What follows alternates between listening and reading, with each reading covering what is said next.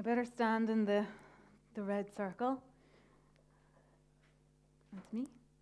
Okay, so this evening I'm going to talk to you about creativity with an emphasis on creative writing and how it can help you be a better global citizen. So I'm a writer, I'm an artist, I'm a project manager, chocolate eater, tea drinker. I'm going to wow you hopefully with some facts and figures. I'm going to talk to you a little bit about my personal experience. I'm going to hopefully engage your curiosity and encourage you perhaps to try something a little bit different. So to start off, I want to talk about the S word, stress. In 2012, there was a study carried out on all work-related illnesses, and it found that 40% of all reported absences from the workplace were related to stress. 44% of people say that they're more stressed today than they were 5 years ago. And 1 in 5 people say that they've experienced extreme episodes of stress, such as palpitation, shakes, increase of breath. I think I'm a perfect subject right here. Loss of appetite, lack of sleep, prone to fits of depression. 60% of all illness and disease known to humankind is related directly to stress. So if I can ask you a question, hands up anybody in the audience who has never experienced stress. I can't see because of the blinding light, but yes, as expected, no hands go up. Stress shrinks your brain. It directly affects grey matter in part of your cortex related to emotion and physiological function that can lead to problems in later life. So, what if I told you I had the key right here to all your stress woes, to palpitations, to feelings of, say, depression, lack of sleep, lack of appetite, that sick feeling in the pit of your stomach when you go into work and you know you have to give a presentation and you're dreading it. So if I have a key right here to end stress, to help reduce stress at least, would you guys want it? Is that something that you think you'd be interested in? Can I have a volunteer from the front row to open my stress key? She's not looking at me, so I'm going to pick her. So you can just open it. Now, I've cheated a little bit because I wrapped it in something. So I have the key right here. It is a pencil. So creative writing is the key to all your stress woes. It doesn't have to be a pencil, it can be a pen. In 1986, James Penbaker, a university professor, carried out a study called today the Penbaker paradigm. So in 1986, he had 2 test groups, postgraduate students. He had a control group and a test group, and he asked them to write creatively about emotions, free-flowing creatively about anything that they wanted for 10 to 15 minutes every day for 2 to 3 weeks. Now, the control group, he asked to write about something factual, like the weather.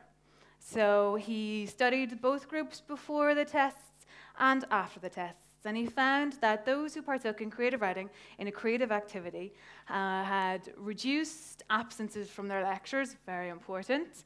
They also had increased submissions on time of their schoolwork, and more importantly, over the 6 months following the project, he monitored their trips to the doctor, and he found that those who partook in the creative writing aspects visited their GPs less frequently than those who wrote about the weather, understandably.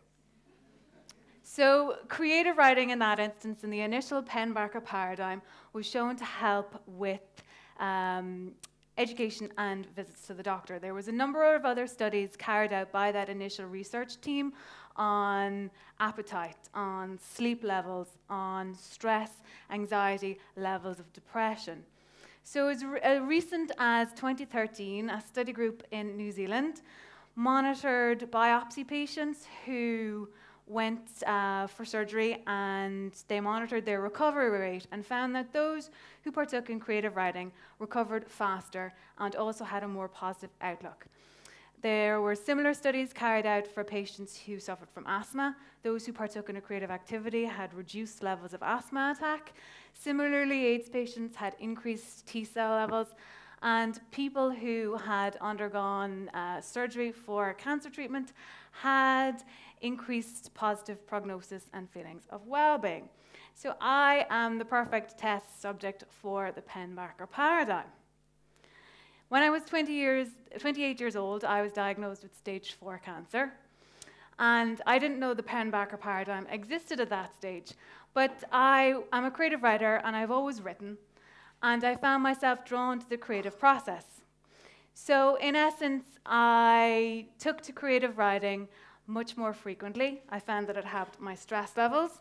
It helped to focus positive emotions during my treatment. It helped me to channel my energies into something beyond the disease that I was fighting. It also helped me with my sleep patterns, my mental health during this time. So I suppose I was a Penn-Barker paradigm during my treatment.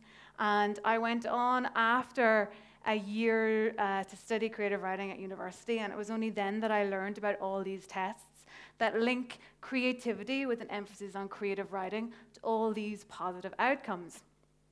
So there's a couple of the journals if anybody is interested.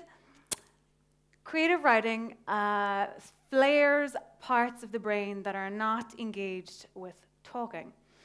They flare neurons within the brain that are associated with physical activity, so holding the pencil, obviously not like this. Well, maybe some of you do when you write, I don't know. Holding the pencil or the pen and marking on the page with your giant pencil activates certain aspects of the brain that are not normally activated through talking. So I don't want you to feel that if there's no budding haikus in the audience, or poets, or novelists, or even letter writers, it's not solely creative writing. It's any aspect that you do creatively that involves your hands and your brain and the dichotomy between both. So it could be cooking, it could be crocheting, it could be knitting, it could be painting, it could be whatever the technical name is for putting those boats in those glass bottles. It could be any form of creativity, okay? So the film director David Lynch said that ideas are like beautiful gifts. So if you had the gift of creativity to give to your friends, your family, your loved ones, that would help them reduce their levels of stress. That would lead to more rounded well-being, increased sleep, you know, that feeling of dread when you go into that meeting. If you had that gift to give to people to reduce their levels of stress, do you not think you'd share it? Would you not be philanthropic and share with your fellow humans? That's a resounding yes, I would hope, yeah? So if you had that gift to share, would you not share it? Most importantly, if you have that gift to share, why don't you start with yourself? Why don't you give the gift of creativity to yourself? 10 minutes out of your day, bake breakfast, as opposed to, I don't know, pouring cereal into a bowl. Do a doodle while you're on the phone. Decide to knit your granny that scarf for Christmas. So another great inventor, this is my personal favorite because I made this. You can tell I'm an extremely diligent structural engineer.